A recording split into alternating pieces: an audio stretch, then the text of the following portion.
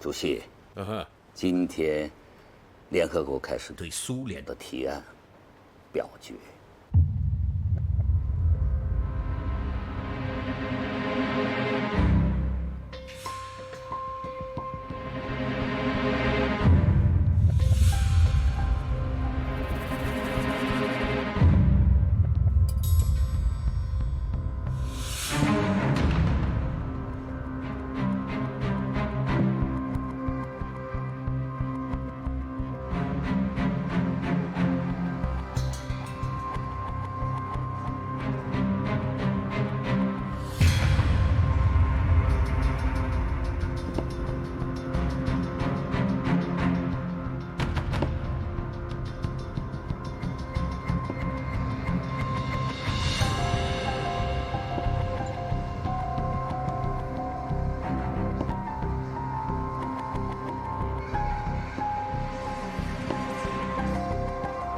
前锋同志，好消息，苏联的提议被否决了。消息准确吗？准确无误。好，知道了。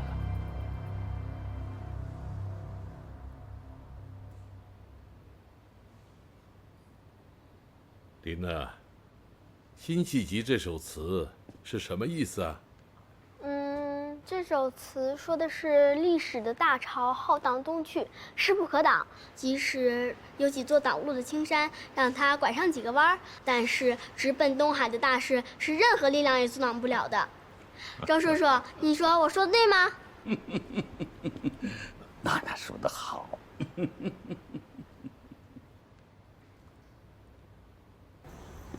父亲，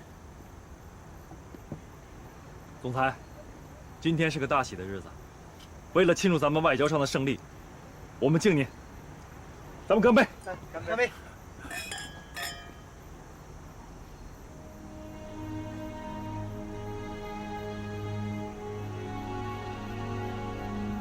父亲，您好像有点不开心。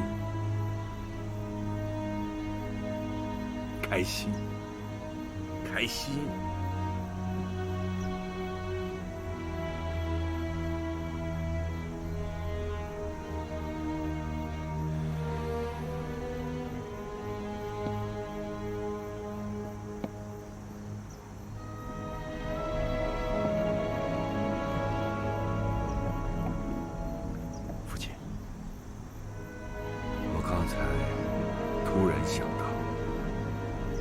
如果此生反攻大陆无望，那么面对世界上人口最多的政权，他联合国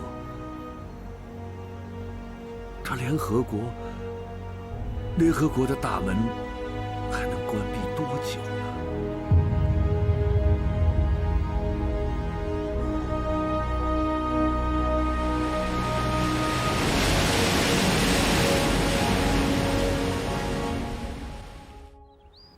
来啊！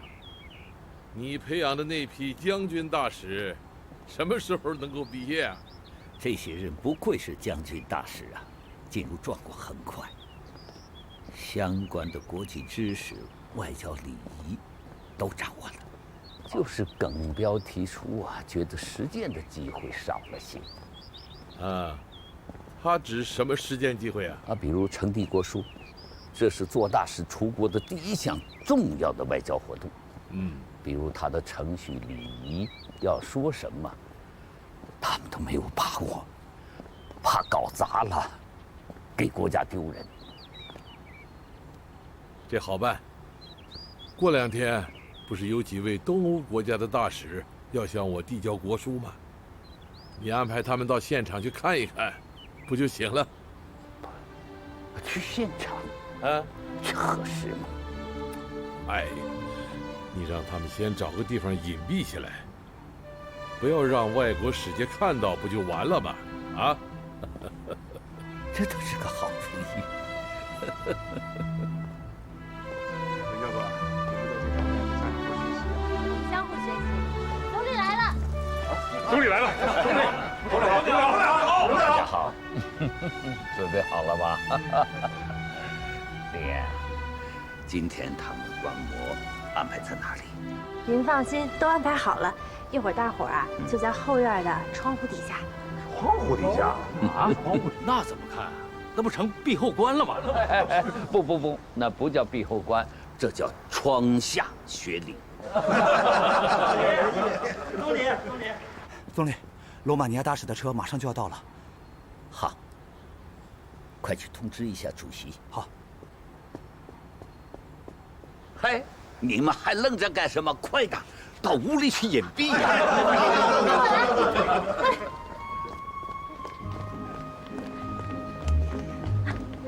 哎，你们啊，坐在这儿，找自己的地方，窗户底下啊，找好自己的地方，一人一扇窗户。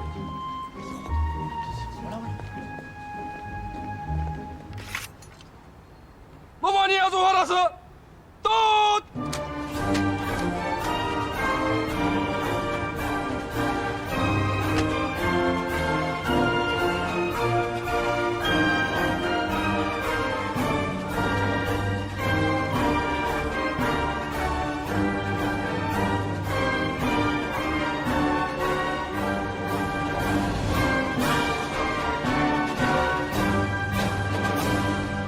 能看得清吗？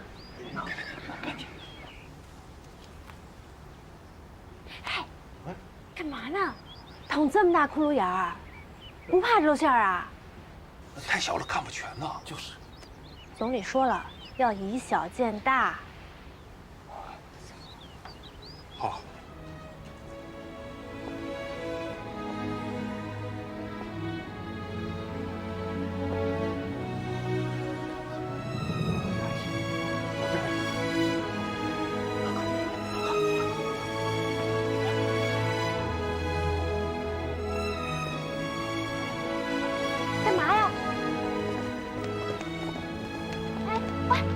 你们干嘛去？他们站住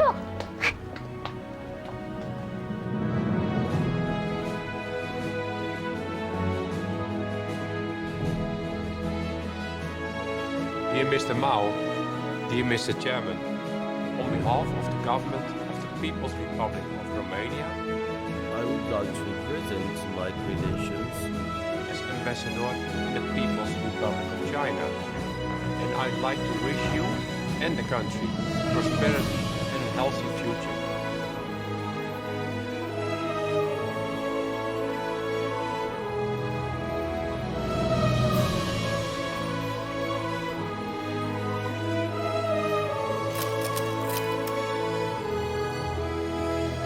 Yes.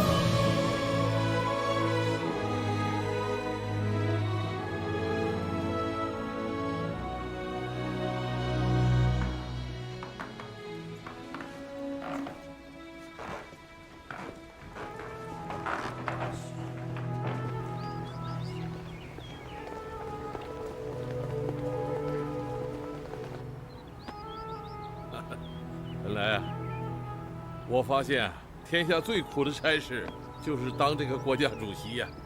哎，别的不说，穿得板板正正，一站就是大半天，连根烟都不能抽，哎，简直是活受罪。你是国家主席呀，这个罪你不受，谁受啊？哎，找机会我跟同志们商量一下，这国家主席啊，还是另请高明吧。主席，你可不能有这种想法呀！哎，刚才通过观摩呀，我总结了2条。第一呢，就是在致辞之前，我们一定要有充分的准备，要打腹稿。第二，就是在递国书之前，我们一定要首先练好走的步子，把这个站立的位置还有递交的姿势，一定要搞得熟练一些。我觉得这样才可以。对，我看这样，干脆咱们就趁热打铁，现在就演习一下。哎，好啊，这个主意好。对，谁来当主席？老哥，我就觉得你个子高，你演主席最合适了。你害我了，我不行，我不行，你们这不是害我吗？主席来了，干什么呢？这么热闹啊！主席好。将军大使们，主席听说刚才你们就在旁边观摩，非常高兴，要接见你们。耿彪同志，主席，我在延安的时候吃过你送来的老虎肉，香得很呐。难得主席还记得这些，可是现在我们碰不到老虎了。再碰到也不能随便打喽，老虎成了受保护的动物。原打算让耿彪同志去联合国当驻联合国的军事代表，现在看来暂时去不了了。联合国呀，我们早晚会去的。哎，你原来不是叫黄志源吗？名字很好嘛，为什么要改呀？报告主席，我脾气不好，所以给自己改了个名字，时刻提醒自己要镇静。哦，黄镇，这个名字也不错。楚辞中说：“白玉兮为镇，玉可碎而不改其白，竹可黄而不改其节。”哎，派你出去是要完璧归赵啊！请主席放心，我绝不会辜负党和人民的期望。袁忠贤，黄埔一期的陈赓的同学。主席，你的学生啊。这一次在处理紫石英号的事件中啊，为我们中国人大涨了志气。好啊，还没到外交部，就先声夺人露了一手，可谓是文武兼备，人才难得呀！谢谢主席的表扬。姬鹏飞，主席好。周公吐哺，天下归心呐，大明兴起，却是周文王的后代。哎，早在红军时期当过卫生部的部长，有名的医生。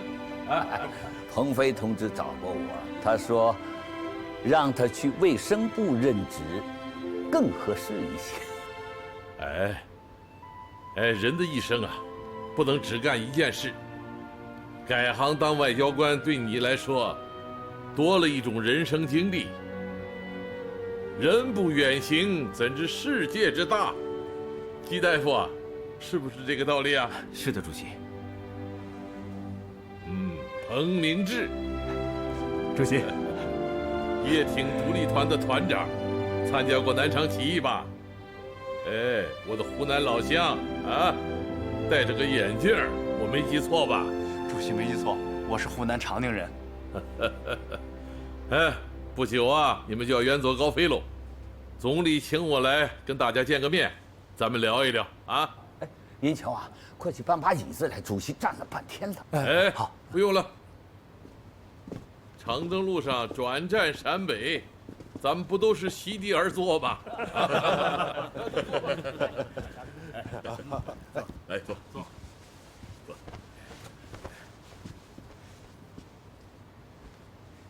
你们都是新中国的首批大使啊！将军当大使，那威风八面。建国伊始，百废待兴啊！我们新中国的外交政策是另起炉灶，啊，不认国民党留下的外交人员，所以中央决定从部队中选拔高级干部来当大使。解放军历来就是培养干部的大学校嘛，啊！主席，我们大家伙都不懂外语，就是怕搞不好外交工作。金无足赤，人无完人，不懂外语就不能当大使啊？边干边学嘛，有志者事竟成。汉代的张骞、班超，不也是不懂外语吗？他们出使西域，非但不辱使命，而且是功绩卓著啊！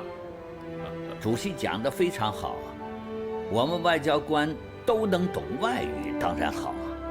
可是现在我们不具备这个条件，你们可以上任以后啊，在大使馆内学习所在国的语言，正如主席讲的，边干边学嘛。我说将军当大使好，好在哪里啊？哎，好在你们都跑不了啊！军人嘛，思想觉悟高，立场坚定，组织纪律性强。主席，我们当了这么多年兵，对军队特别有感情，让我们当大使，我们没意见，就是能不能让我们不脱军装啊？是啊。你们这些将军出国当大使是国家的需要，为国分忧啊。我看可以保留军籍，啊，恩来啊，你是军委的常务副主席，你的意见呢？我赞同主席的意见，应该的。好。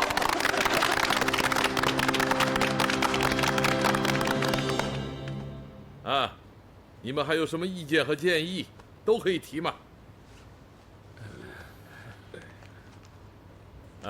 你们都不说了，那我就再说2句。来，抽烟。不抽，主席。不抽了，都不抽烟。都不抽了啊。好啊。当外交官要有克制力。好，我也不抽了。你们当中啊，有好几个是参谋长。参谋长擅长调查研究，所以你们到国外当大使，要发挥职业的长处，坚持调查研究啊。你们通过阅读报纸、参观访问和人家交谈，增进对驻在国的了解。有的时候，从报纸上看到一条消息，经过研究分析，就有可能发现大问题呀。是啊，这正如人们常说的“见微识著”啊。谈到调研，我们不妨学一学宋代的沈括。他每到一个地方，总要把那里的城镇关隘、山脉河流，详详细细地把它画出来，搞成一个地图。所以，当朝廷派他到辽国去划分国界的时候，他就能够有理有据，是对答如流啊，让对手占不到便宜。世界上任何一个国家和民族都有自己的优点长处。你们无论派驻哪一个国家，无论是大国小国，还是强国是弱国，是社会主义国家还是资本主义国家，你们都要认真学习人家的长处，发展和这些国家的友谊啊。你们能做到吗？能。好，咱们合张影，留个纪念啊！好。主席，慢点啊。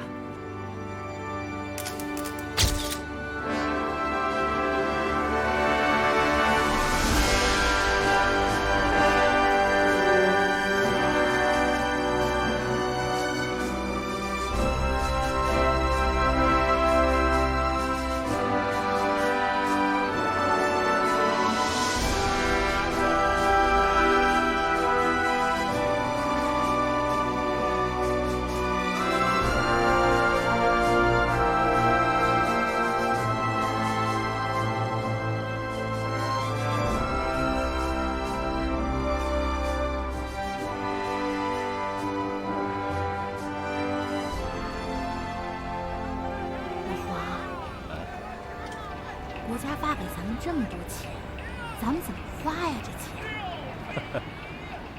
这是国家勒紧裤腰带发给我们的治装费。老话讲啊，穷家富路。国家是想让我们打扮得体体面面的再出门。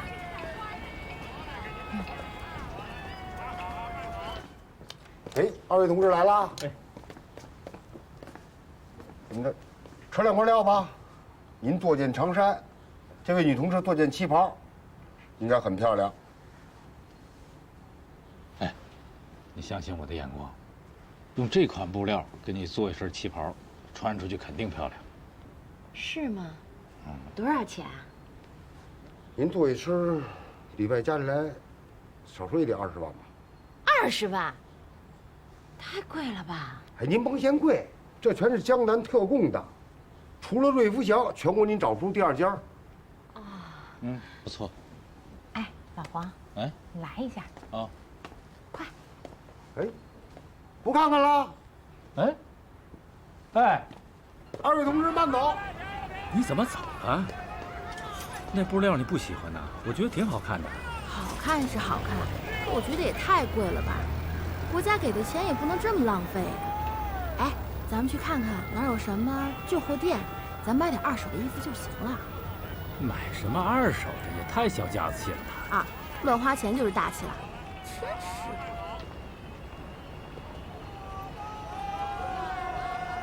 哎，你去哪儿啊？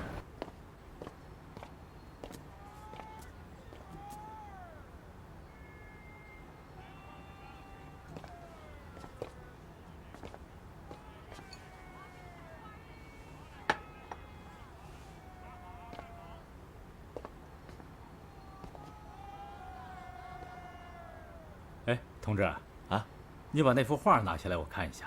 好。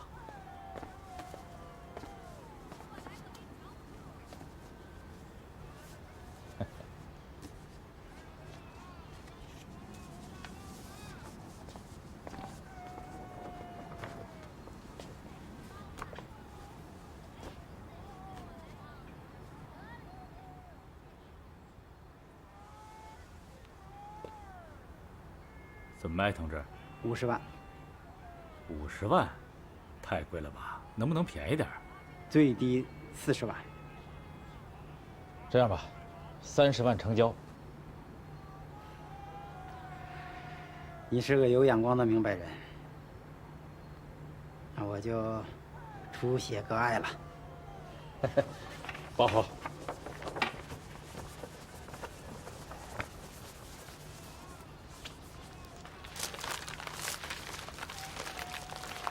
这位先生，你是做什么的？瞎玩。你的眼光真是独到家了。给钱呢？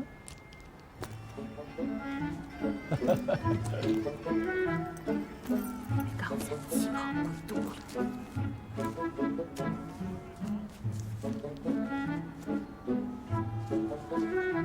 这个小物件就算送了啊。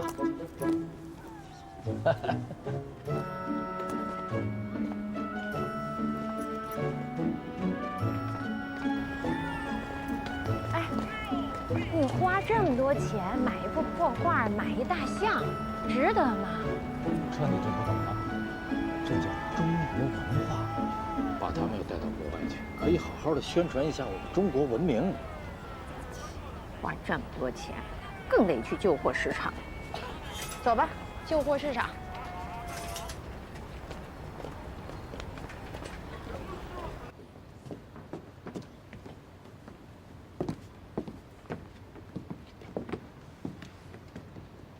老黄，哎，老黄，这旗袍，这个开的太大了吧？行，弄那么多腿。人家旗袍就这样，挺好看的。啊？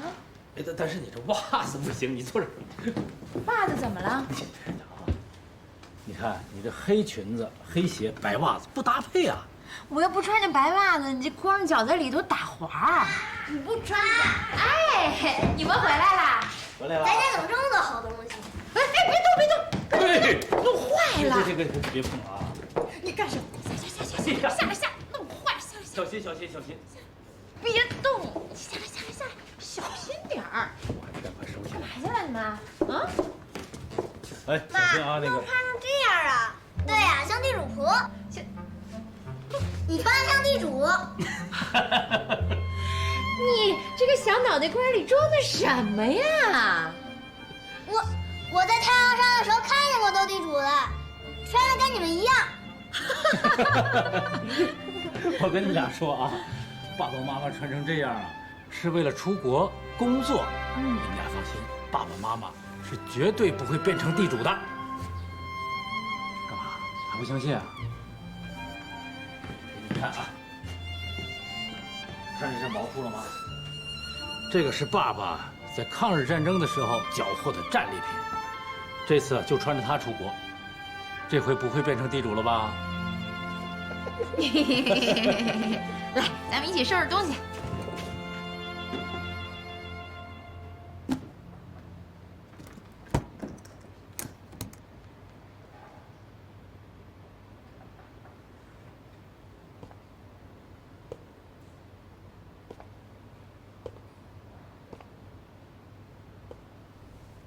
南香，不早了，早点休息吧。我把孩子的衣服缝完。这一走那么远，也不知道什么时候才能回来。孩子就这么扔下了，我这心里不是滋味。走，我们再去看看孩子。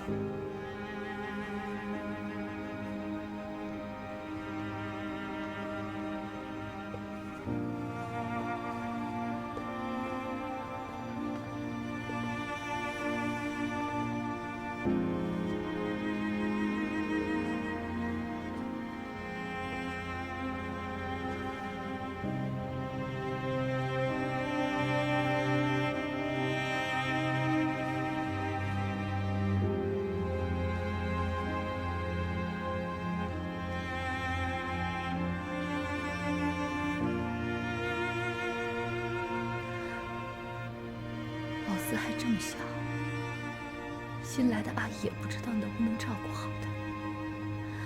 这孩子要是闯祸可怎么办？放心吧。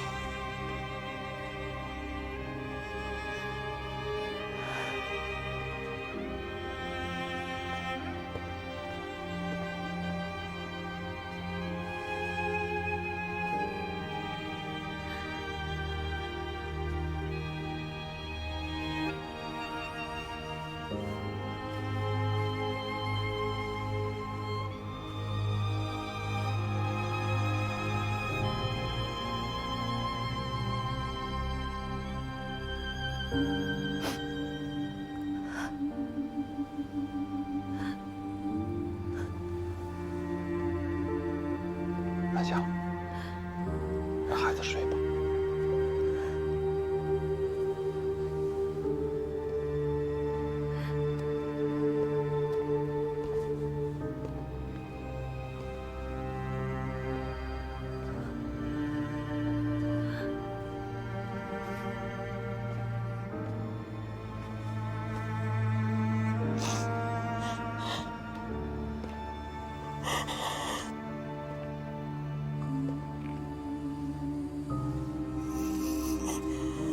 南香，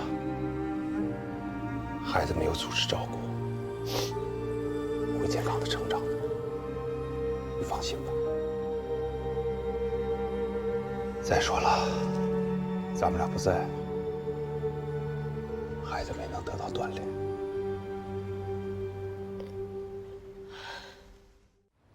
啊，听说咱们的耿彪大使在瑞典差点闹出笑话来啊！是啊。他带了一些松花蛋，准备作为礼品送给东大主，结果瑞典人不认识松花蛋，哎，还以为是发霉的臭蛋。幸亏啊，他及时解释清楚了，要不然还真是闹出误会了。是啊，瑞典是地处北欧的西方国家，与我们不仅距离遥远，而且文化习俗上有很多差异。类似这样的事，让外交部好好研究一下啊，不要再闹出什么笑话来。好的。主席啊，好消息！哎，斯大林来电，欢迎您访问苏联，并且啊，邀请您参加他70寿辰的庆祝活动。哦，斯大林终于给我发通行证了。好啊！哎，为了这个通行证，我整整等了4年呐。不容易，主席啊，斯大林同志的生日是12月21号，途中坐火车需要10天的时间。如果你要是决定访苏，那么12月初出发是最合适的。哎，哎，早在建国前，我就想去拜会一下斯大林同志，可人家不表态啊。现在有了通行证，我终于可以见到真佛喽。这次去苏联，一来是向苏联政府和斯大林同志表示感谢。上次少奇同志去苏联，人家不仅答应为我们贷款，还支援了我们很多技术专家。新中国宣布成立以后，苏联也是第一时间承认我们，并给予了很大的帮助和支持。我们不能忘记，也不会忘记。二来啊，我跟斯大林同志有很多重要的事情要面谈，比如签订新的中苏条约。这种事在电报上是谈不清楚的。除此之外，现在世界上已经形成了美苏对峙的冷战格局。斯大林同志是世界公认的社会主义的领袖。我们在取得全国解放以后，最重要的工作，那就是发展经济，改善人民的生活水平。发展经济就需要有一个安定和平的环境啊。为了防止帝国主义的侵略和破坏，我们必须紧密地团结在以苏联为首的社会主义阵营里面。主席啊，我觉得呢，出于对这个斯大林同志的尊重呢，您出发之前，应该亲自给斯大林同志发出电报过去。哎，少奇同志这个建议好，礼多人不怪嘛。哎，还有啊，主席啊，你去给斯大林祝寿啊，总要带一些礼物吧？啊，要尽早的开一张礼单出来。我刚才还跟恩来在谈这个礼物的事情。哎，少奇同志，你年轻的时候就在苏联留学，你觉得我给斯大林同志带什么东西比较合适啊？我觉得啊，主席，苏联现在最短缺的呢，就是蔬菜和水果。您这次出国，多带点中国的土特产过去，斯大林肯定喜欢。好，这件事我来办。除此之外呀，我觉得要以中共中央的名义给驻苏大使王稼祥发一份电报，让他做好迎接主席访苏的各项准备工作。恩来，用不着那么大张旗鼓的啊。主席啊，你访苏可是一件大事啊。除了各项准备工作之外呢，我觉得一定要做好保密工作，不能对外泄露半点消息。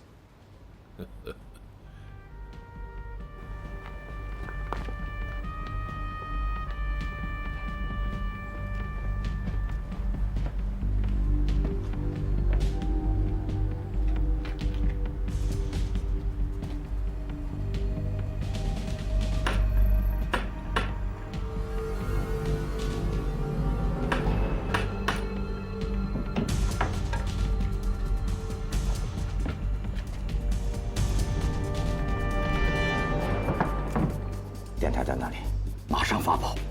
三哥，你看周围现在多了那么多陌生人，我怀疑我们可能被盯梢了，要不然我们先撤吧。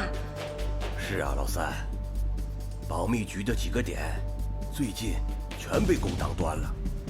虽然我们跟他们没有直接的联系，可是这个点，难免不被他们发现呐。对呀，这是我们刚刚截获的中共绝密情报，必须马上发给建锋同志，不惜一切代价。三哥，执行命令。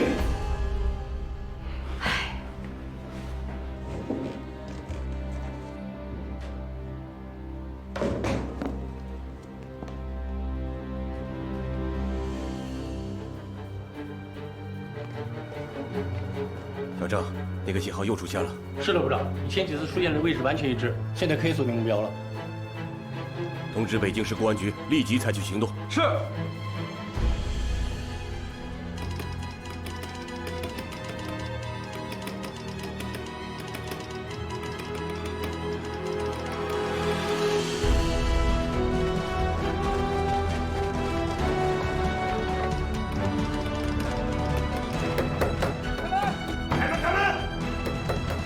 出发。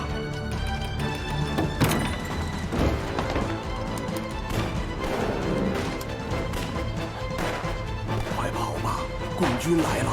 别慌，我的人还能抵挡一阵。继续发炮！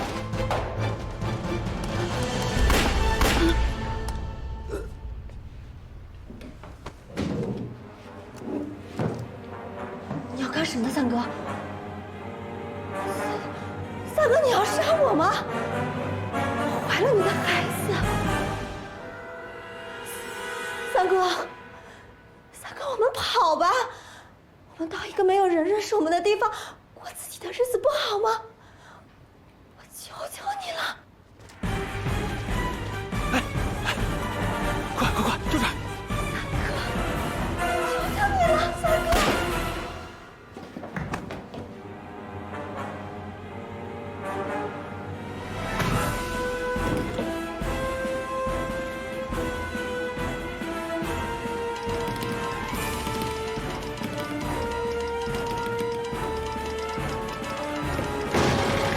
别动！别动！我是来。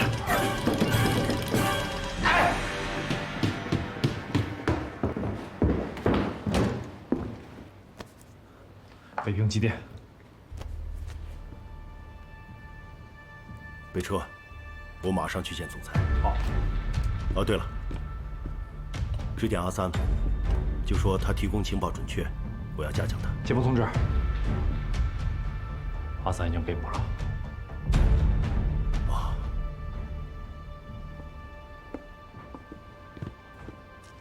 What do you think the main purpose is for this Mao trip to Soviet Union? First, with the stabilization of the Chinese regime, the CPC will soon start large-scale economic construction. The main purpose of this trip to Moscow is to seek financial aid. Second, he wants to sign a new China-Soviet treaty, negotiating with Stalin to replace the Sino-Soviet Treaty of Friendship and Alliance, signed in 1945, between the government of KMT and the Soviet Union.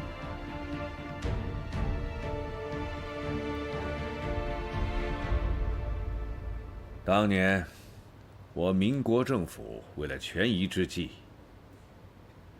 与他斯大林签订了中苏友好同盟条约。 那可是让斯大林捞足了好处啊，如东北铁路、大连、旅顺港口的控制权。你们说说，他斯大林会把吃进嘴里的肉再吐给毛泽东吗？父亲，我觉得毛泽东此行 可能会无功而返。你为什么会有这样的结论呢？说说。父亲，我在苏联待了10多年，对斯大林这个人还是有所了解的。此人，父亲，早在彼得大帝时期，俄国就把夺取出海口作为核心战略。 大连、旅顺是远东地区著名的不动港，所以我想斯大林不会轻易放弃的。总裁，对于毛泽东来说，我们有句古语，可以适合他眼下的处境，那就是“鱼和熊掌不可兼得”。看来你们二人对毛泽东 还是不够了解。鱼和熊掌不可兼得，那是古人兴盛孟子说的话。而斯大林、毛泽东都是当今玩弄政治的高手，他们就是想把鱼和熊掌全部囊括于手中。总裁，我认为，先不管毛泽东此行是什么结果， 他一旦离开北平，前往苏联，我们就有了一个绝好的机会。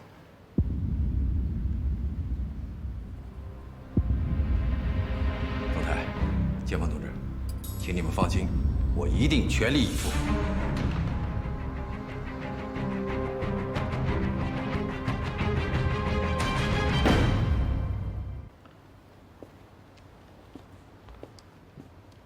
主席，这是你去莫斯科访问的礼单，你看一看。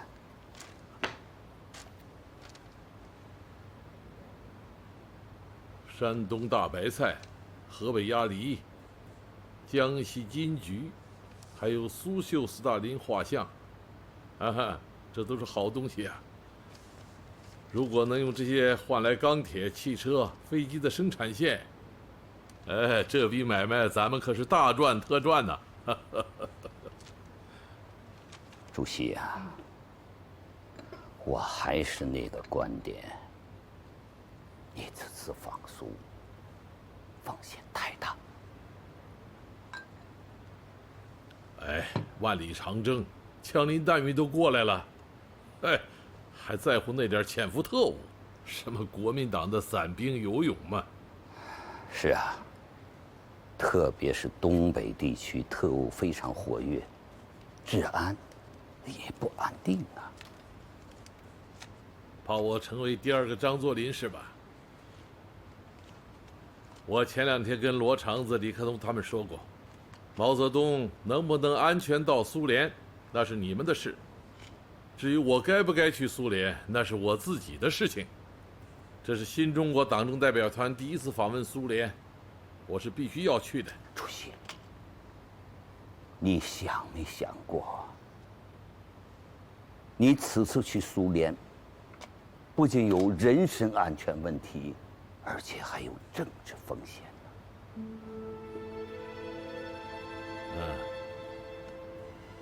你是对斯大林同志的态度没有把握？主要是综述新条约的签订问题。本来上一次少奇同志率中国代表团秘密访问莫斯科，斯大林就当着少奇同志的面明确地表示，过去的条约不平等，新政权建立以后可以通过商谈的办法去解决。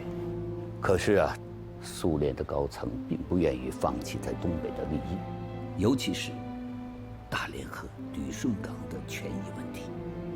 所以啊，斯大林改变了原来的主意，要不然此前他也不会为你访苏的事情一推再推呀。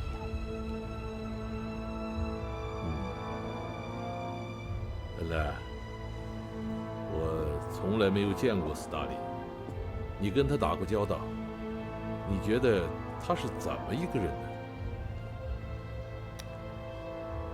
斯大林，俄语的意思是钢铁，我觉得人如其名。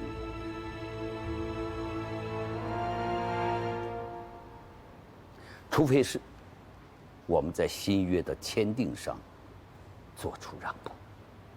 大是大非的原则问题，那是绝对不能让步的。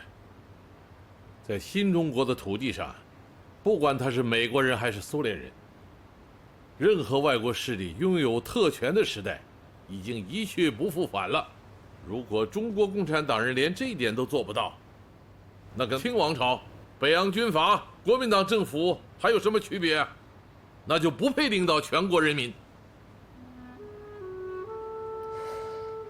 要不，还是我先去和斯大林同志谈，等有了一定的结果，你再出面也不迟嘛。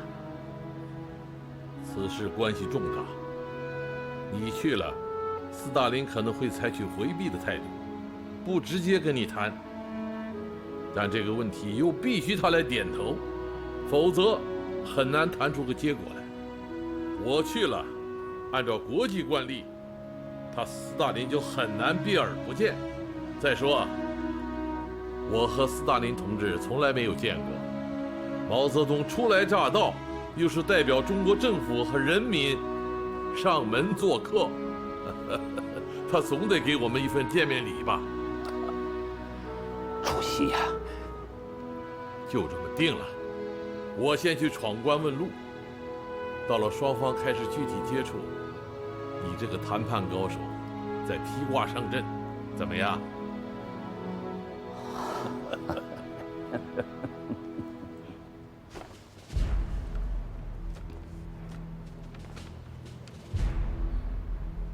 同志们，这次毛主席出访苏联，我们将采取最严密的安全保卫措施。专列上要带中央警卫团1个连的精锐卫士和主席警卫班7名精干的战士，一直护送到满洲里边境。另外，我们要动用3个军的部队，从北京到满洲里的铁路沿线分兵站岗。克农同志，你的意见呢？安全保卫工作无小事啊，我们就是要做到确保万无一失。可主席的意见呢，是没有必要如此兴师动众。这是中央政治局集体决定的，主席不能拒绝，必须确保万无一失。毛局长，明天老弟。毛局长好。哎，快别这样了。明天老弟啊，我现在已经不是你的局长了，今后你是建峰同志身边的红人，前途不可限量啊！啊！毛局长您言重了。云天多年来受到您的提携，不管什么时候，都是您的兵。哎，快别这么说啊！行了，好好干啊！慢走。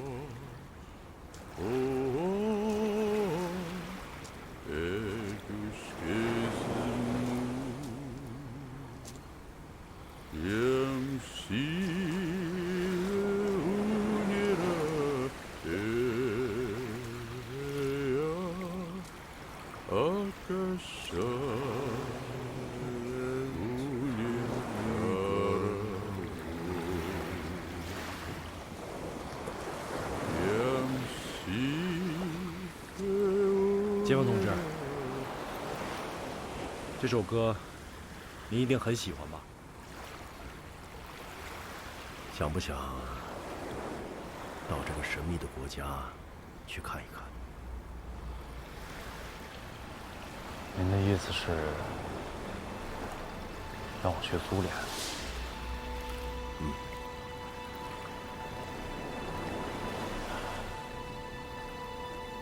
去苏联。从今天开始，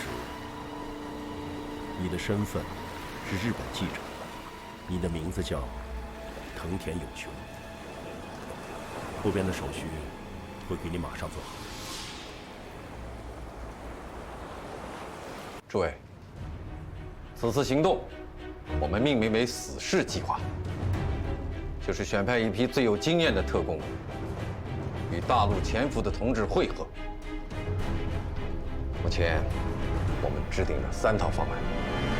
第一，是从两翼围堵毛泽东的专列，控制制高点，采取突然袭击。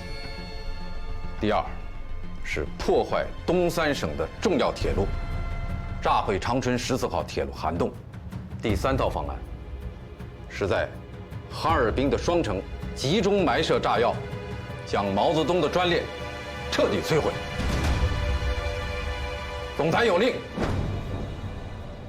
这次死士行动关系到反攻大陆的成败，只许成功，不许失败。全力以赴，万无一失！全力以赴，万无一失！姐，我给你带上这些衣服，回头你就不会冷了。燕子啊，我是出去工作，不是游山玩水，带哪个？少带一点。知道你是需工作，可是你想想啊，现在是12月份，苏联最冷的时候，厚衣服总要多带一些的吧？妈，对了，阿月，燕子说的没错，你从来没去过那么寒冷的地方，一定要多带厚衣服，保重身体最重要了。妈，你放心吧。阿月啊，说实话，对毛先生这次莫斯科之行，我很担心呐。在民国政府时期呢，我也和苏联人打过交道，去过莫斯科，见过斯大林，这个人非常强硬，而且有手腕，极其难对付啊。妈，你看我爸现在的样子，还老说什么不在其位不谋其政，明显就是放不下嘛。都收拾好了？嗯，好了。哎，我姐夫来了。哎，我给你把行李拿上去啊。好。姐夫。哎，我来。来。哎，谢谢啊。姐，快来。妈。小罗，你好。我刚从部队回来，现在接不去车站。知道，等你们忙完这阵回家来啊。走了吗？小心，来吧，照顾好我姐啊。路上慢点。再见。再见。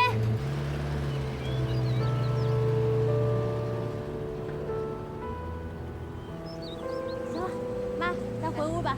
好，爸，回屋。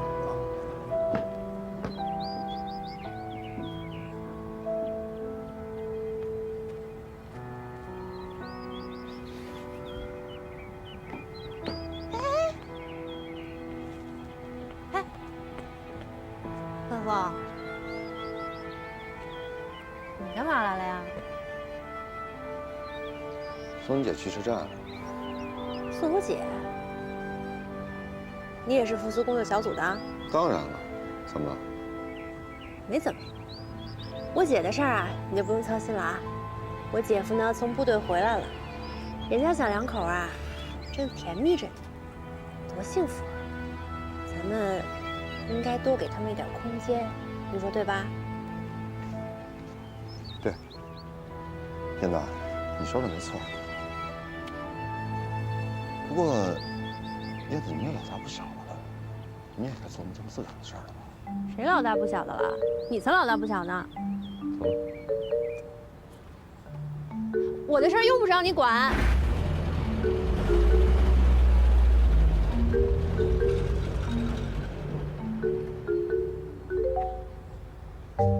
罗部长，这是监听台刚刚截获台湾的情报。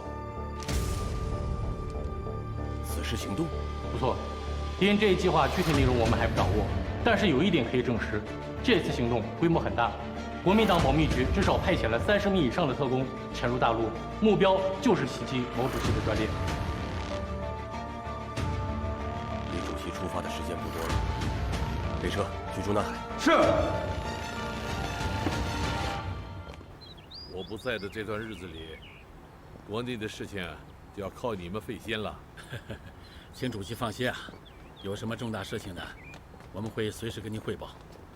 另外，苏联的通讯设备呢也非常发达，你在莫斯科还可以照样指挥啊。好，主席啊，一路顺风，保重。主席，凯旋而归呀！主席，主席，主席，主席，罗肠子，你可是迟到喽！主席，我建议推迟去苏联的行程。出什么事了？刚刚接获一份电报，敌特分子将会在您去苏联的路上采取行动。公安部门会尽快侦破此案，但考虑到从北京到苏联边境铁路线漫长，目前还很难判断敌特的进攻点，所以在此期间，为了主席的安全，我建议暂时推迟放苏日期。主席，我看骆部长的意见可以考虑，要不然还是我先去苏联吧。既然定了的事情，就不要变，啊，按原定计划出发。主席，您还是再考虑一下吧。罗长子，去苏联那是我的工作，至于如何保证我的安全，那是你的工作。咱们还是各自做好分内的工作啊。主席，好，主席啊，再见。哎。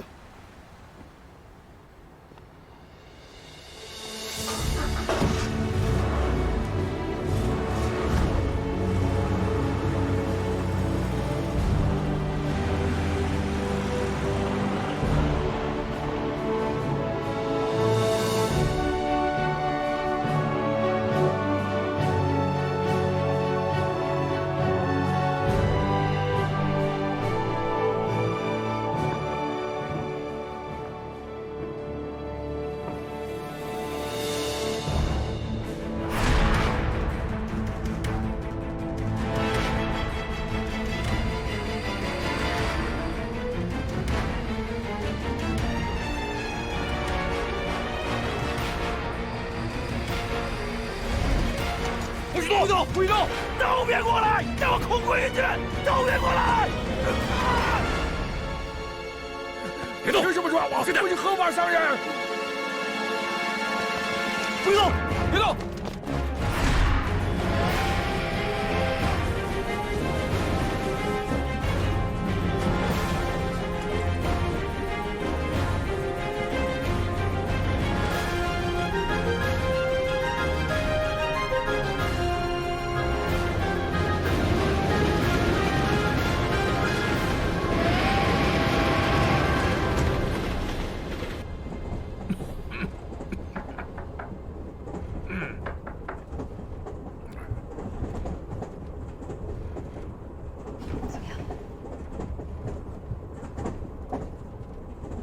主席，您还是吃点药吧，别扛着了。哎，一点小毛病，用不着吃药。主席，车厢里太冷了，您还是把药吃了吧。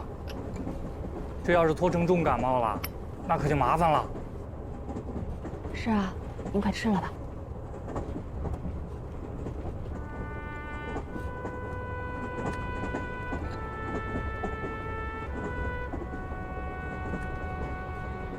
主席，主席，滕部长，主席，你病了？滕部长，主席都重感冒了。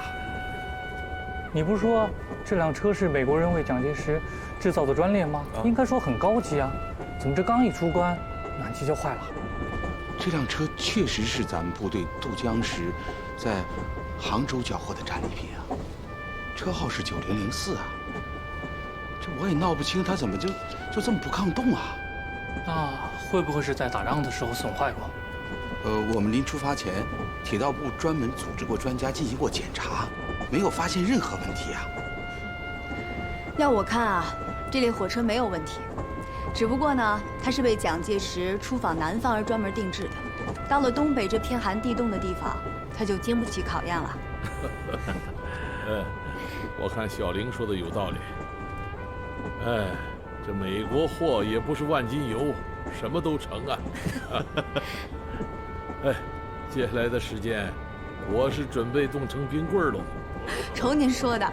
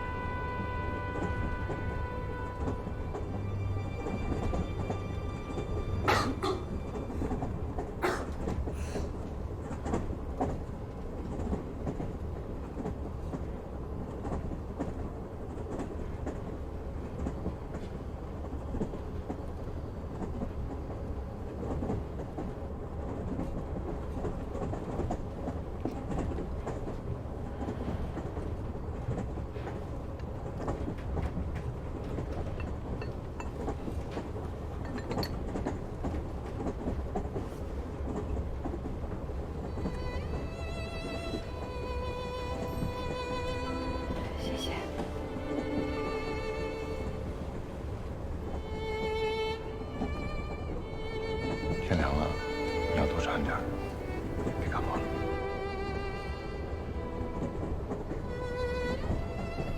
子枫，你也自己多注意身体。也是。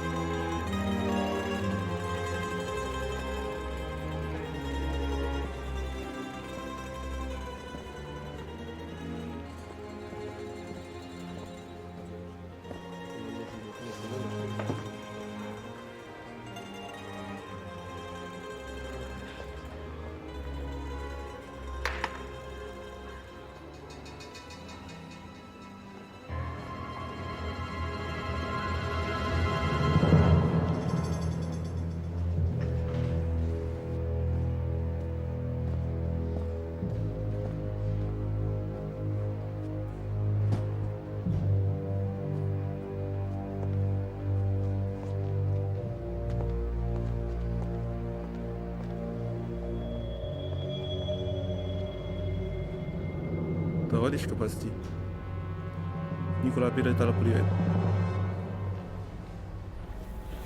Здравствуйте. Здравствуйте. Пойдемте. Хорошо.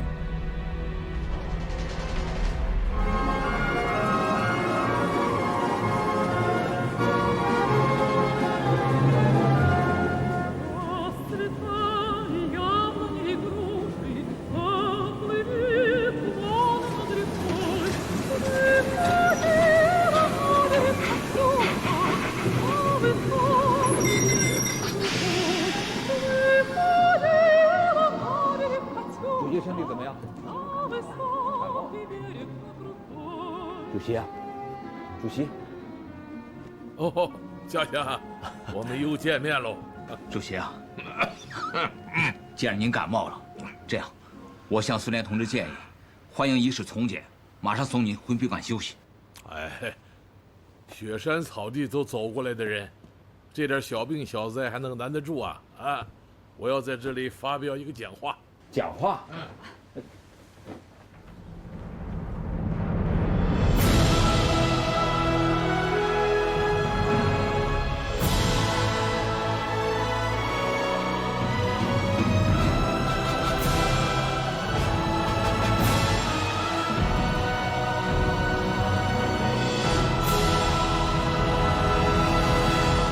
？Спецпоезд товарища Мао Цзэдуна в полной безопасности добрался до Северного вокзала. Товарищ Мао выступит с речью на вокзале.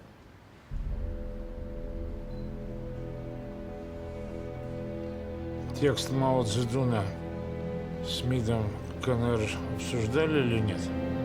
Никак нет. Иосиф Виссарионович, какие-нибудь еще вопросы? Шалом.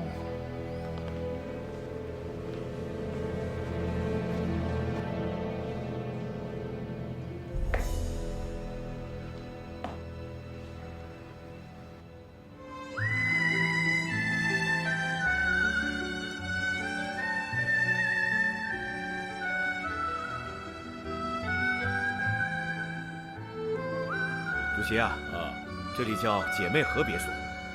苏联卫国战争时期，斯大林同志曾经住在这儿。您这次到访苏联，斯大林同志很重视，特意安排您住在他曾经住过的地方。斯大林同志用心良苦啊！嘉祥啊，我想尽快见到斯大林同志，当面向他表示感谢。主席啊，您身体不太舒服，还是先休息一下。见不到斯大林同志，不光是身体不舒服，这心里也不舒服啊。主席，这位是苏联外交部科瓦廖夫同志。你好，你好。哦，科瓦廖夫同志，你好啊。主席同志你好，斯大林同志刚刚来电话，可以的话，他想下午6点钟请你们到克里姆林宫见面。好啊，看来斯大林同志和我们想到一起去了。科瓦廖夫同志，完全没有问题，当然可以呀。主席，来看看您的书房跟卧室。啊，来，请坐吧。来，科瓦廖夫先生，来。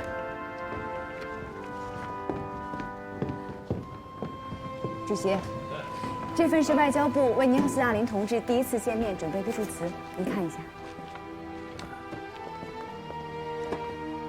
这种端样文章的套话，我从来不说。主席，您这……于越，听主席的吧。好。 CNPC leader Mao Zedong's special train has arrived at Moscow. According to our information, the Soviet Communist Party held a welcoming ceremony for him at Yaroslavl Station. Did Stalin go to the station to welcome Mao? No. 这么快啊！这是通过什么渠道？内容准确吗？父亲，这是海云天传递过来的消息，我想消息应该是准确的。这个克格勃内线是我多年前发展的，据说这个内线就在克里姆林宫，所以消息应该是可靠的。再有，我这次派海云天去莫斯科，也是为了证实此事，这是他的任务之一。很好。对了，通知海云天，其他的任务都可以放一放，把斯大林和毛泽东会谈的内容要及时的通报过来。好的。看来，他毛泽东是在给斯大林施压，莫斯科这场好戏才刚刚开始。父亲，我现在担心的是，这次毛泽东跟斯大林在莫斯科，如果真的达成什么新的协议，那今后中共实力会不会更大呀？果真如此，对我们也是有利有弊。弊在于中共得到苏联的支持，在武力上会有很大的增强；而利也在于中共完全站到了苏联的阵营，那么美国也绝不会再放弃我们。日本、台湾将会成为反共的前哨。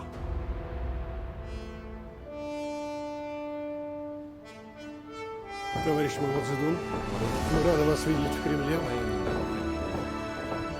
Товарищ Сталин уже вас ждет.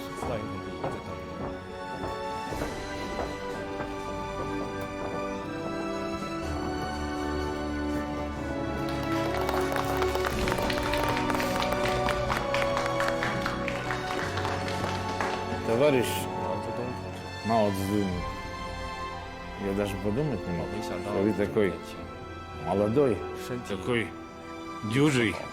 Я тобой восхищаюсь. 我真的很羡慕你啊，斯大林同志，我可是长期受委屈的人呢。这么多年来，我是有话无处说呀。Товарищ Мао Цзэдун, 毛泽东同志。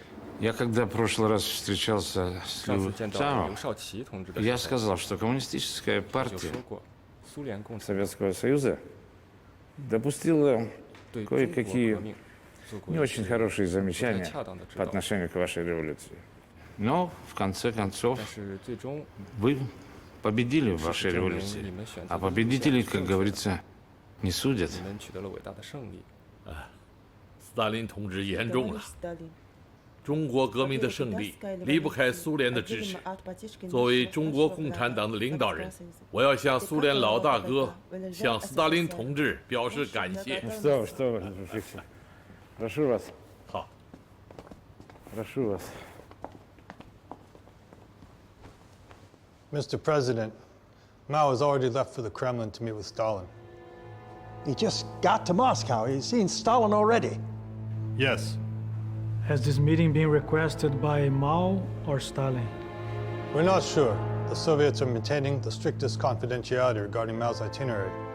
It's difficult for our men to get the core information. Well, no matter who made the request, the fact that they are so eager to meet each other proves that both Stalin and Mao want to know what's in each other's hands, what cards. Как считаешь, товарищ Мао Цзэдун, почему нам не объединить наши усилия? 当然需要了，而且应该是一个既好看又好吃的东西。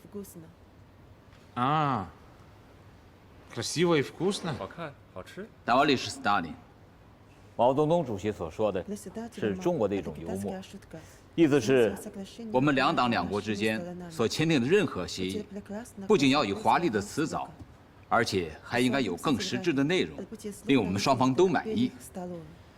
Китайский язык очень интересный язык. Но что товарищ Мао Цзэдун подразумевает красиво и вкусно? 我们两国之间，当务之急是要签订一个真正平等的、互助互惠的友好同盟条约。Если же китайские товарищи будут настаивать на подписании нового договора, то это поставит ситуацию в тупик. Время сейчас неподходящее. Вам придется подождать.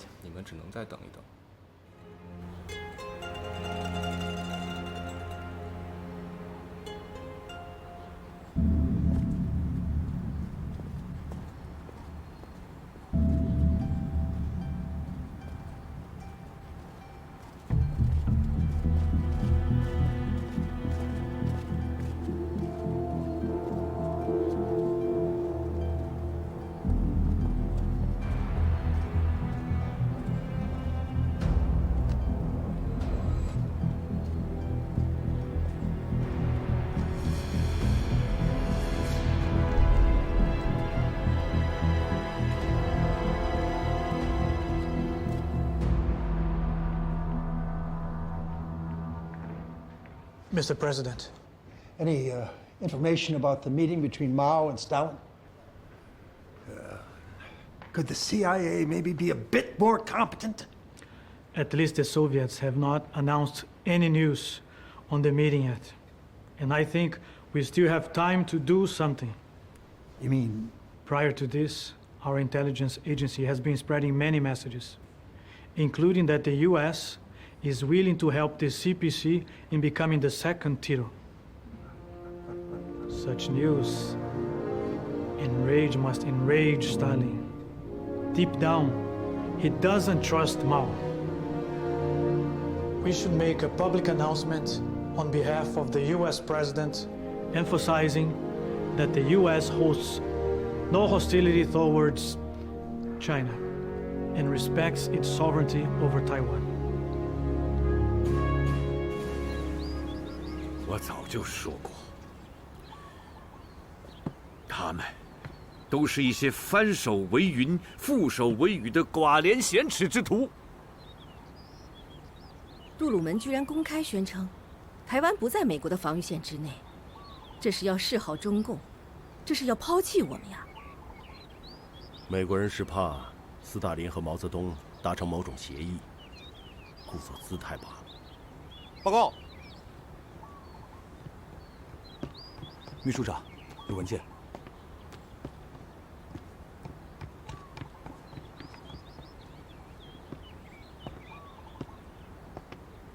父亲，斯大林和毛泽东没有谈拢，你看这件事情要不要告诉美国人？不，这个底牌暂时捏在我们的手里。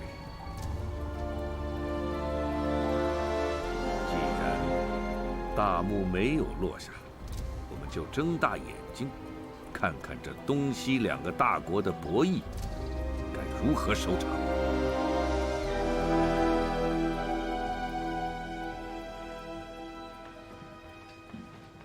Иосиф Виссарионович, это запланированная на данный момент программа торжеств в честь вашего 70-летия.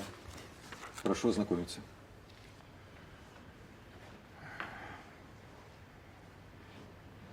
Да. Что касается товарища Мао Цзэдуна, в отличие от других лидеров коммунистических партий, организуйте ему что-нибудь в особом таком порядке, ну, по высочайшему классу.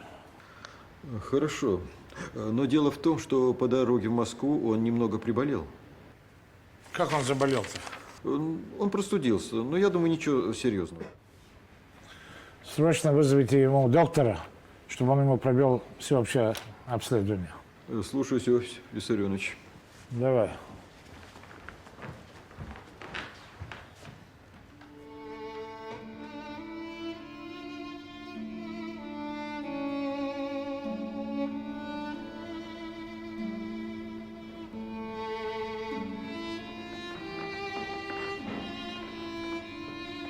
王主任，王大使，主席的身体怎么样了？昨天跟斯大林谈完话之后，明显情绪不高，回到房间里，很久都没出来，到了晚上，感冒又严重了。主席，夏祥同志来看你。主席啊，你没有休息啊？您的身体？睡了一大觉，出了一身汗，好多了。这点小病算不了什么。恩来，少奇，老总还打电话来询问您的身体情况呢。一点小毛病，搞得兴师动众，没有必要嘛。啊，夏祥，为斯大林祝寿的活动是怎么安排的？我来就是跟您说这事儿了。时间是明天晚上6点，宴会前啊，斯大林同志要接见几位主要社会主义国家的领导人。哦，您被安排在第1位。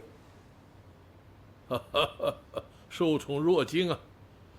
哎，怕是承受不起哟。哎，我们给斯大林同志准备的寿礼准备的怎么样了？都准备好了。福如东海，寿比南山。主席啊，您这是给斯大林同志？给斯大林祝寿，要按照我们中国的礼仪嘛。斯大林同志，这是我特意为您书写的。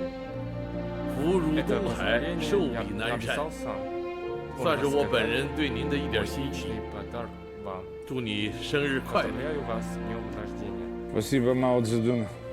Это самый драгоценный из всех сегодняшних подарков. Спасибо вам. 斯大林同志，这是中国人民的一点心意，请笑纳。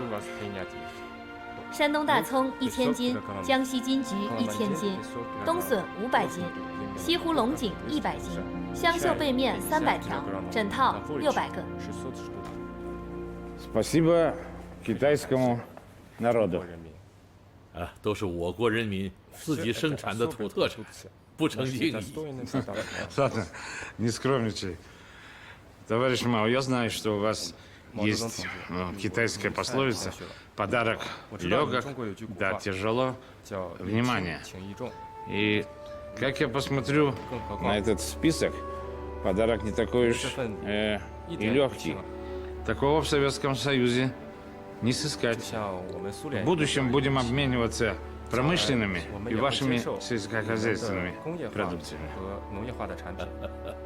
好啊，那咱们一言为定。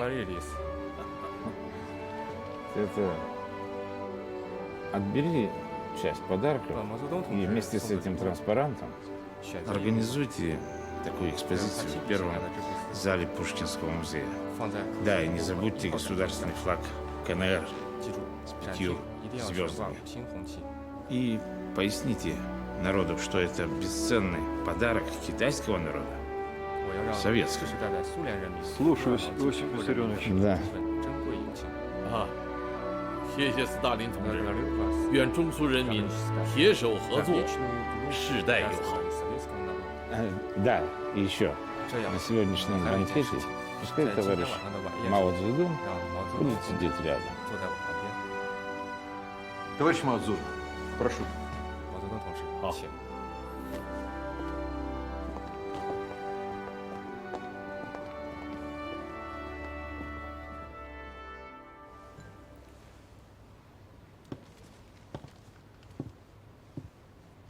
你看看啊，这政治啊，多像个热闹的大舞台，我下他上。这次斯大林又唱了一出一箭双雕的好戏，既笼络了他毛泽东，啊，又看傻了美国人。哎呀，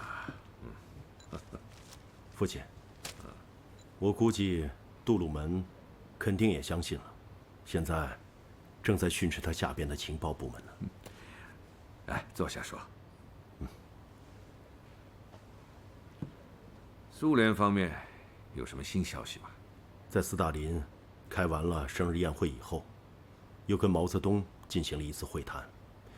可是这次会谈主要是针对日本、越南等亚洲周边的国家涉及共产党的情况进行商谈，对中苏新的友好协定只字未提。那我们就再继续看，看他毛泽东和斯大林最后能唱出什么样的大戏来收场。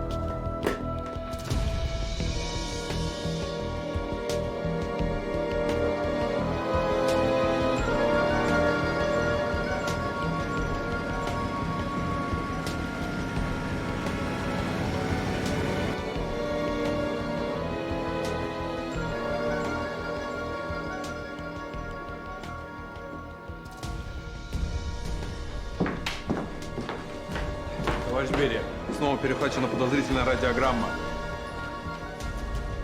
Местоположение запеленговали? Передача слишком слабая. Мы точно не можем найти местоположение, но также мы можем сказать, что этот источник находится где-то в этом районе. Направьте больше людей. Проверьте каждый дом, каждую гостиницу в этом районе. Когда будет очередная передача, необходимо того, кто использует передатчик, схватить с поличным. Так точно. Действуйте.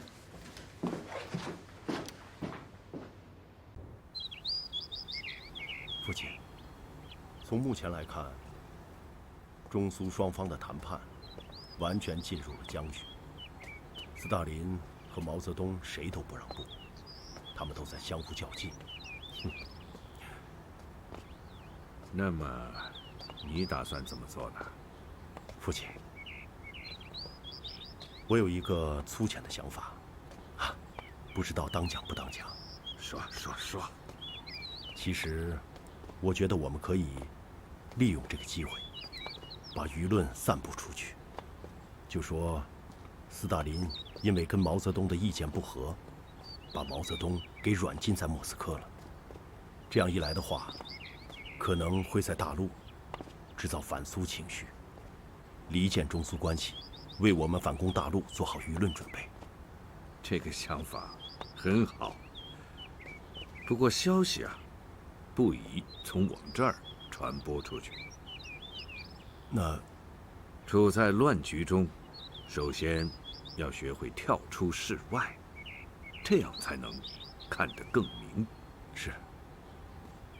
让英美的新闻媒体把消息传出去，其目的嘛，父亲，我明白。真是残云艳红照，素描齐归零了。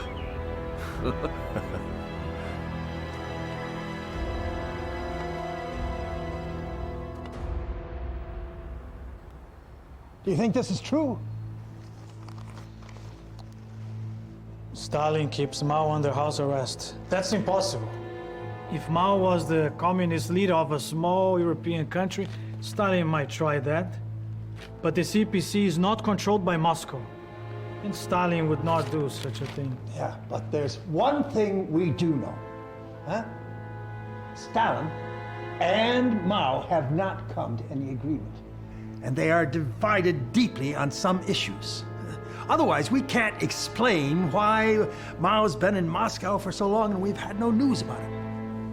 That's right. Although there's no way for us to know how big their differences are, we can seize the opportunity and start a campaign propaganda vis-a-vis China. I prepared a long speech enumerating Russian aggression towards China hostility, and emphasizing that the United States is still the friendliest to China, as we have no ambitions over its territory or sovereignty. Deliver it immediately. Thank you, sir.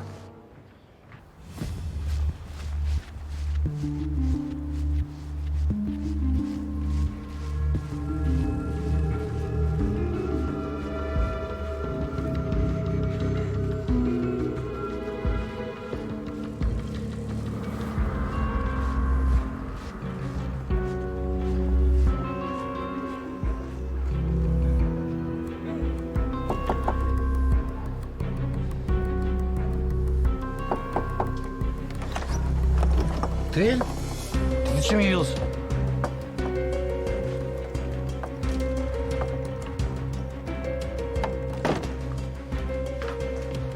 Ты зачем сюда пришел? Там у меня ушел опас, мне нужно это место. Твою мать, ты что делать собрался? У тебя нет вейпа. Нет, ты под монастырь меня подводишь. Пойдем. Маски! У тебя есть два варианта. Первый. Тихо сидеть. Второй. Проваливай. Докладывай в КГБ. Только ты должен думать, что с тобой будет.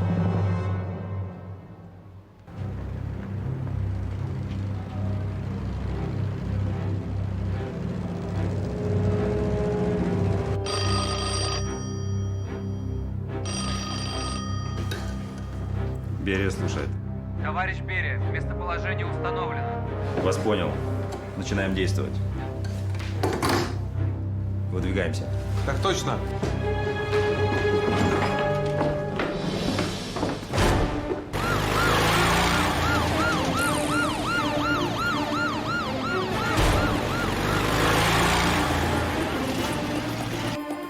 Что там много тебе еще?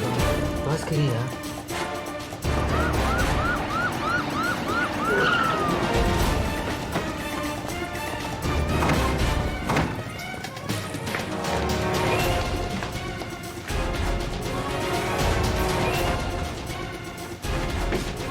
Менты приехали! Отвалить надо! Давай скорее, скорее, скорее!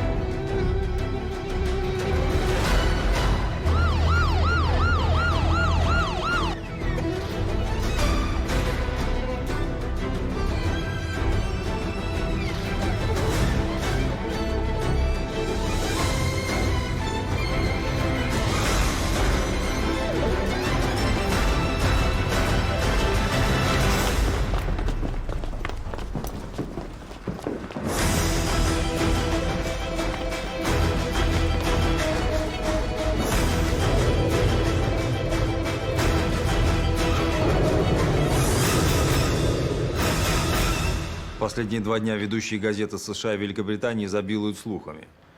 Помимо того, якобы Мао Цзэдун взят нами под домашний арест, пишут еще, словно Советский Союз требует контроля над стратегически важными районами Китая. Якобы Москва предала Пекин.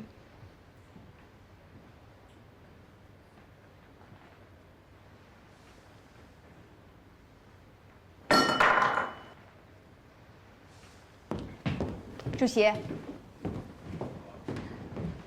我已经把艾奇逊的讲话全都翻译出来了，请您过目。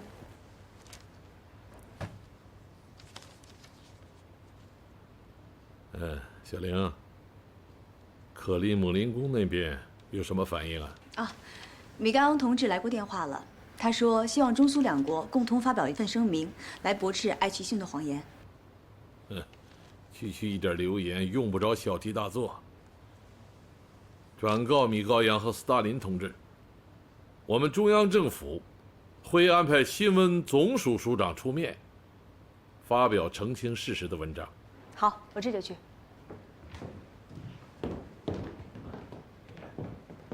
主席啊！啊，嘉祥。主席啊，斯大林同志亲自给我打了电话，他希望您本人出面，以接受塔斯社记者采访的形式，对外发表一个讲话。看来斯大林同志坐不住了。是啊，美英的报道虽然是捕风捉影，但是已经在国际上引起了极大的震动。现在，全球几乎所有有影响力的报刊都把此消息作为头条，各种猜测分析已经到了匪夷所思的程度。最让斯大林同志感到不安的是，现在社会主义阵营内部也开始人心惶惶，许多国家的共产党领导人纷纷打电报给克里姆林宫询问事件的真相。主席啊，事态照此发展下去，恐怕整个社会主义阵营根基会动摇的。哼，山雨欲来风满楼啊！哎，大使同志啊，你说我们该怎么办？主席啊，我的意见是啊，我们还是以社会主义阵营的大局出发，尽早驳斥美英的谣言。嘉祥，打了这么多年仗，我最大的体会就是，所有的战机其实都是在一片混乱中出现的，关键就看我们能否把握好。战机？不错，把握战机，顺势而为，借力打力。顺势而为，借力打力。是的。你马上和米高扬联系，请他转告斯大林同志，我本人愿意以答记者问的形式，对外界澄清事实，但这个谈话中，我必须要阐明，毛泽东这次来莫斯科访问，首先是要签订新的中苏友好同盟条约的问题，而我逗留莫斯科时间的长短，取决于解决中华人民共和国利益的几项问题所需要的时间。主席啊，你是想用这种方式告诉外界，只要中苏新协议一天不签订，你就一天不离开莫斯科。另外啊，你联系恩来，让外交部向苏联方面通报，中华人民共和国政府正在与英国及其英联邦的国家展开建交谈判。好，我这就去办。Товарищ Мао Цзэдун заявил, как вы только одобрите содержание беседы, он ее тут же обнародует для всего мира. Мао Цзэдун умеет уплатить за благоприятный случай.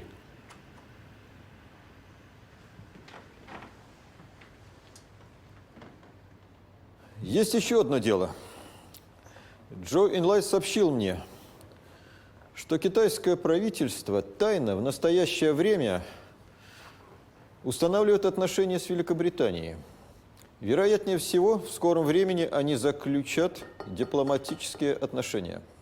Это сам онлайн тебе доложил? Так точно. В конце, я думаю, этому мы должны уделить повышенное внимание.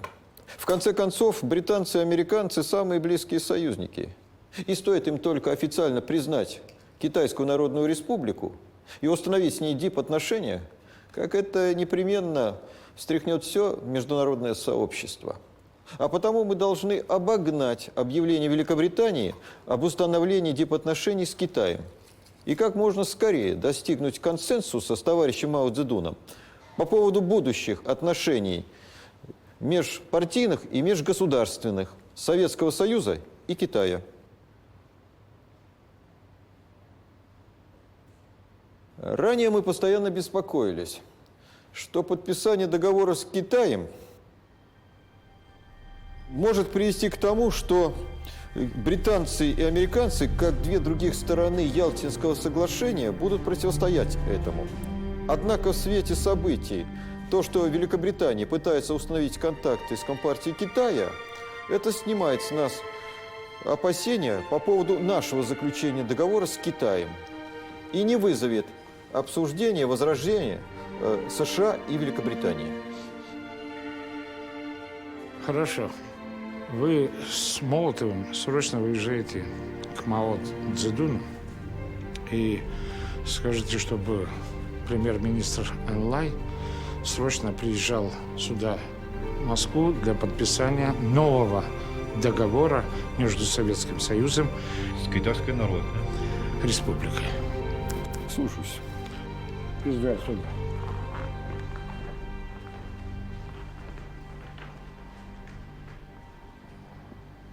就目前的事态，我有3个意见。第一种方案，签订新的中苏条约，中苏关系在新的条约里固定下来。中国的工人、农民、知识分子及民族资产阶级左翼都会感到高兴，可以孤立民族资产阶级右翼。 同时，在国际上，我们有重大的政治资本去战胜帝国主义国家，去审查旧中国与各帝国主义国家签订的不平等条约。По своей сущности, это равнозначно расширению и усилению влияния соцлагеря. 第二种方案，就是由2国通讯社发一个简单的公报，说明2国当局 对旧的中苏友好同盟条约交换了看法。第3种方案，签订一个声明，内容是讲2国关系的要点，但不是条约。如果按照第2、第3种方案办，周恩来总理也就不用来莫斯科了。 Товарищ Мао Цзэдун, мы считаем хорошим ваш первый вариант. Пусть Джоу Энлай уезжает в Москву. 那是否以新条约代替旧条约呢？ Да. 是的。这是斯大林同志本人的意见吗？ Мы пришли к вам как представители товарища Сталина. 我们这次来就是代表斯大林同志。那我马上通知周恩来同志，让他尽快赶来莫斯科，展开谈判与签订各项条约的工作。好了，说，好了，说。俄罗斯同志，李干同志，请。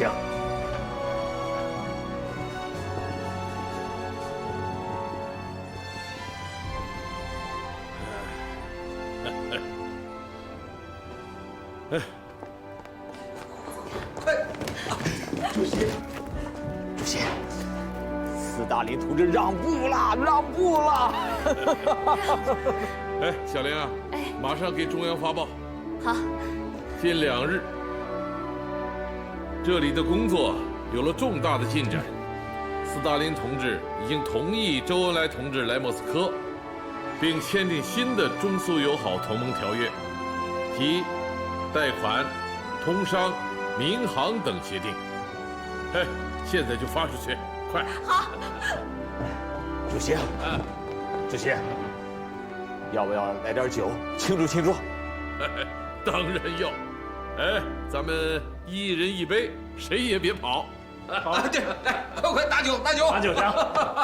太好了，太好了。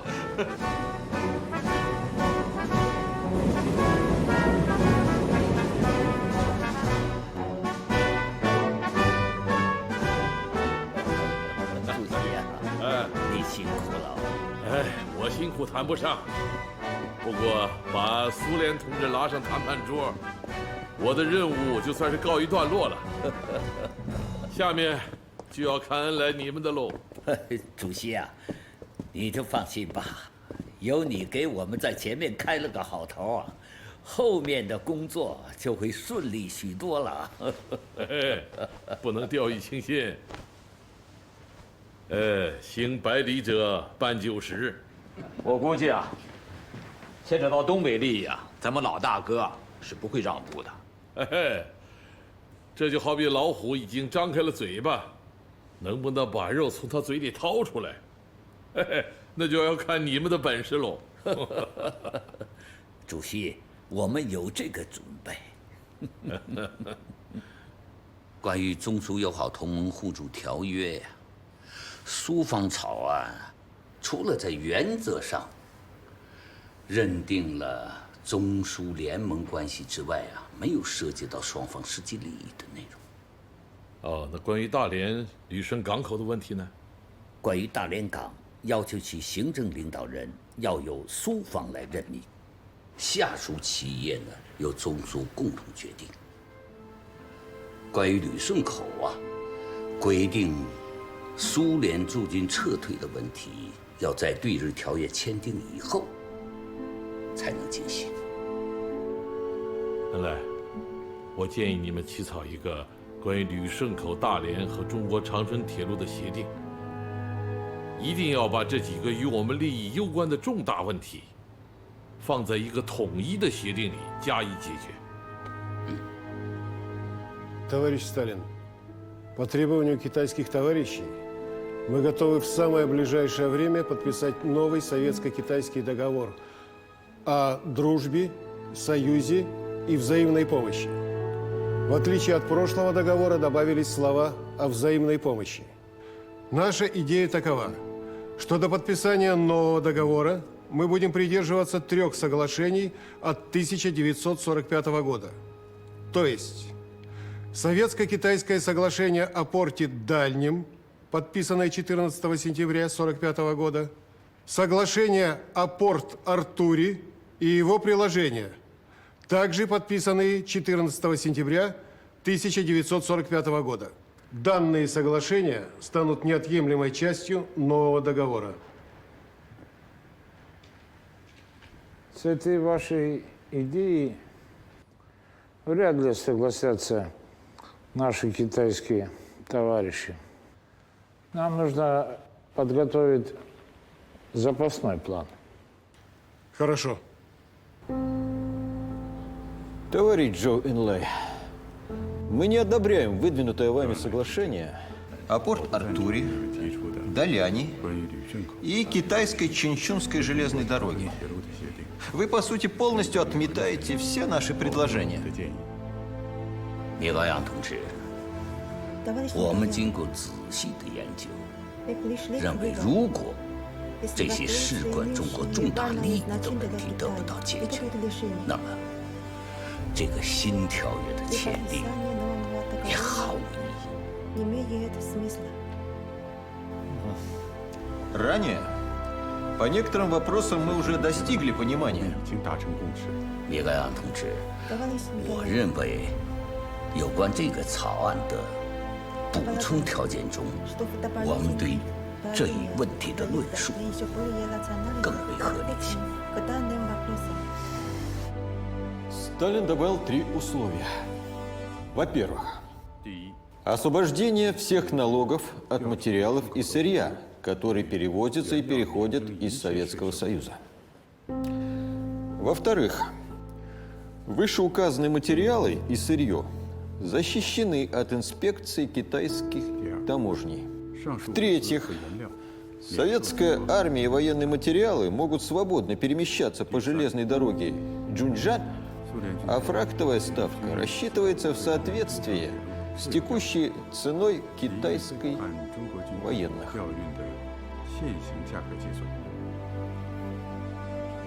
既然你方要求增加苏军可以由中长铁路自由调动这一条款，那我方也要增加一个条款，即中国军队和军用物资也可以自由地沿苏联境内铁路调运。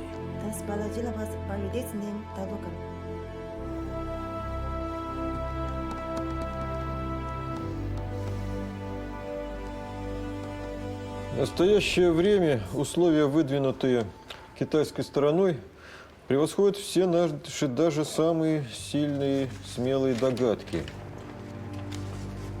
Так, согласно им, Советский Союз, во-первых, отказывается от права на аренду Порт-Артура в качестве военно-морской базы, оставляет все права и обязанности по порту Дальнему и китайской Чанчунской железной дороге.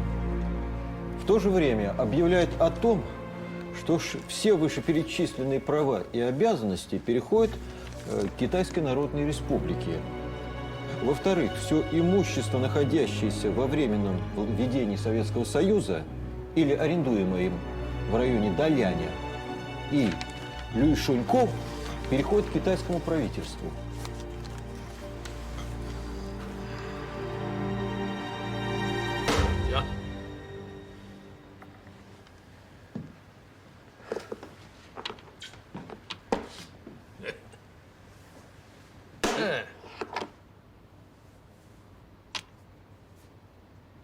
原来你是心神不宁，败局已定啊！主席啊，你说斯大林同志对我们提出的条件，会不会让步呢？其实我们提出的这些条件，早就在斯大林同志的意料之中啊。他同意双方重新签订新条约，就已经做好了让步的准备。嘿，只是具体让步的程度，需要我们去努力争取啊。主席啊，看来你是把斯大林同志的心思给琢磨透了，你是胸有成竹啊。这是世界大事的使然，换了我是斯大林，我也会做出同样的选择。当今天下，那就是一盘棋局啊。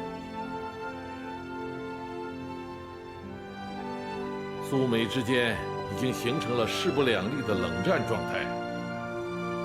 在这样一个政治棋局中，把中国纳入以苏联为首的社会主义阵营，这是斯大林同志最重要的战略安排，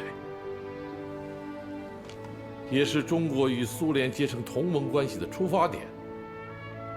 你想想，如果和政治与外交方面的战略目标相比，苏联在我国东北这些利益，恐怕就要退于次要位置了。Товарищ Сталин.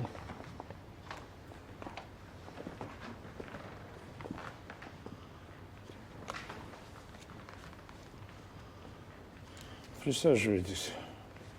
Ну что, Анастасий Иванович, пора бы вам с Вышинским готовиться ко второму раунду переговоров с Энлайм. Иосиф Виссарионович, что вы думаете по поводу проекта договора китайской стороны? Я тщательно все обдумал. Думаю, что нам надо принять сторону китайских товарищей.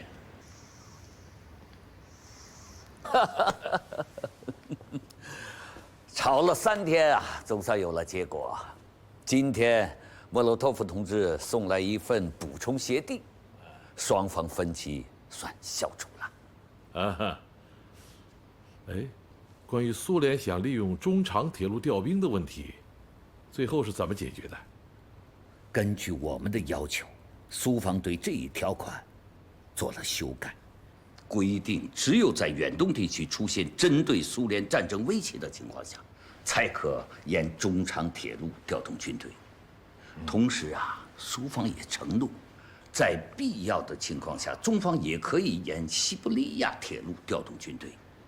这样一来，双方基本算是对等了。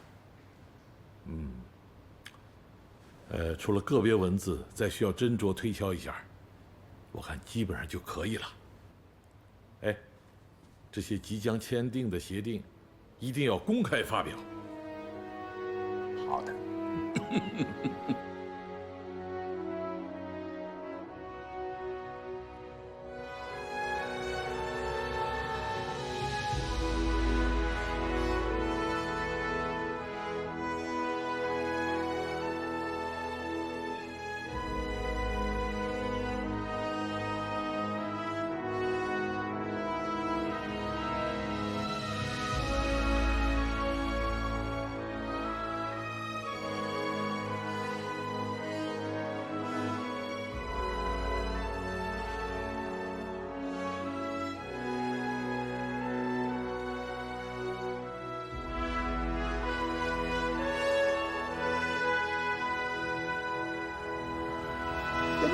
once predict that issues concerning the Changchun China Railroad and Lushan and Dalian would prevent Mao and Stalin from ever shaking hands.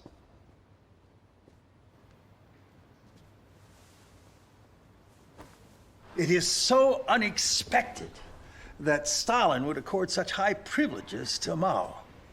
And Mao's gotten just about everything he wanted. Now, the wheel of the global situation will perhaps rotate around the axle of Peiping and Moscow. I'm also wondering, what has Mao done to achieve such great concessions with the Russians, with Stalin? This means that the Soviet Union Far East strategic target has been achieved after the Second World War through the Yalta Agreement and Sino-Soviet Treaty. What it means is that the outlet to the Pacific Ocean, to the ice-free port, will cease to exist. Cease to exist no later than 1952. It's gone. Well, what I'm considering isn't the gain or loss of Stalin. It's the threat posed to us by the continuous victories of communism in the Far East. Read Dulles' article. I think he makes sense.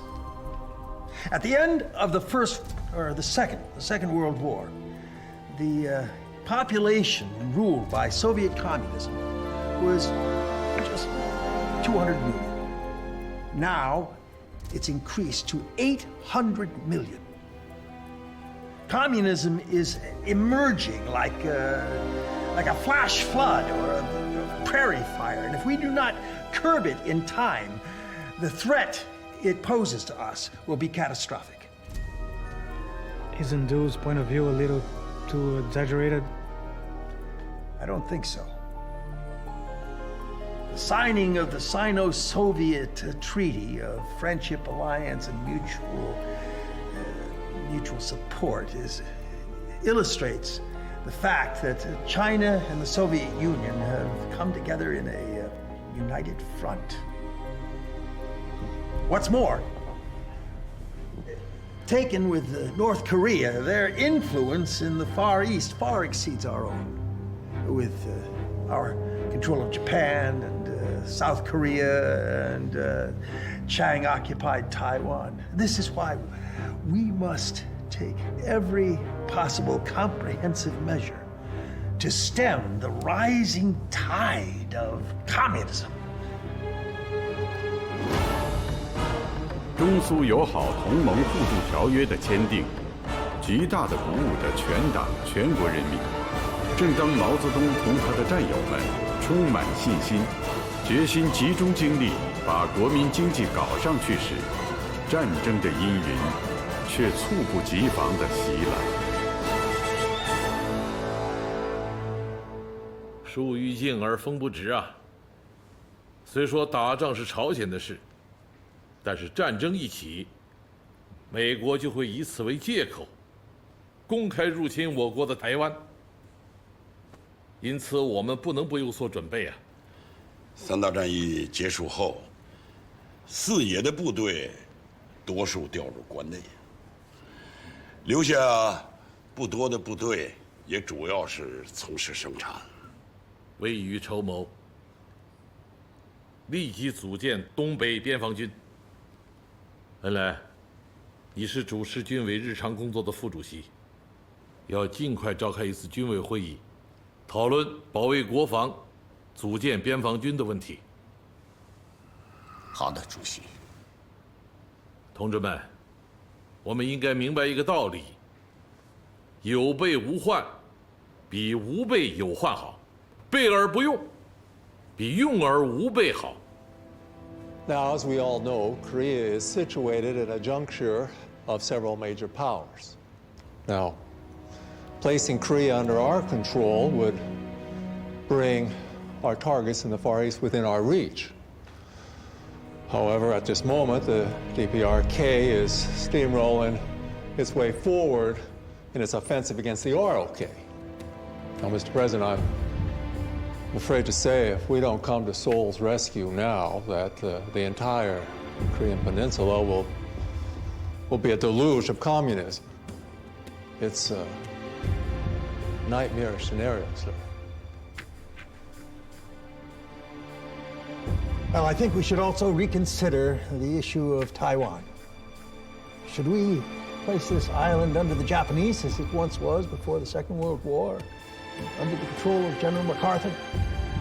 I'm afraid the Chavez regime will oppose this move, as Taiwan is Chiang's last refuge. Well, then we should stop at nothing to stop the Chinese communists from invading the island. I'm thinking of sending the 7th Fleet into the Strait and ordering the air and naval forces in the Far East to prop up the South Korean military by attacking any North Korean south of the 38th parallel.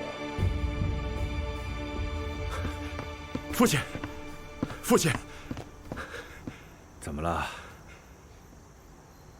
父亲，刚刚得到消息，杜鲁门总统为了保障亚太地区的安全局势，正式派遣第7舰队的6艘驱逐舰、2艘巡洋舰开赴了台湾海峡。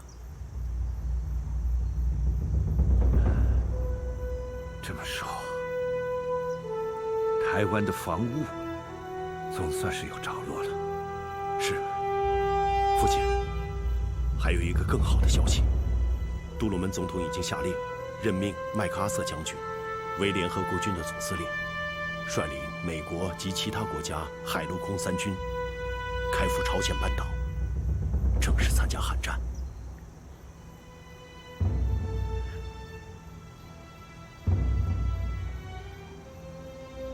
立国，真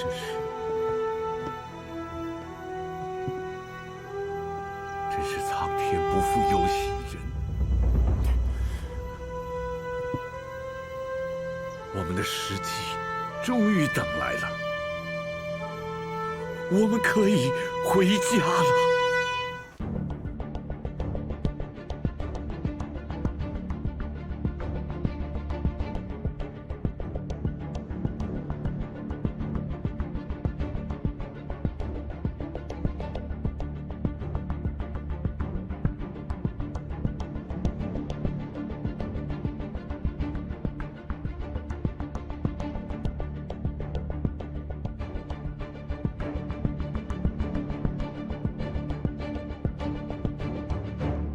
美军自仁川登陆以来，朝鲜战局急转直下，被截留在汉城以南的朝鲜人民军处境就更加艰难了。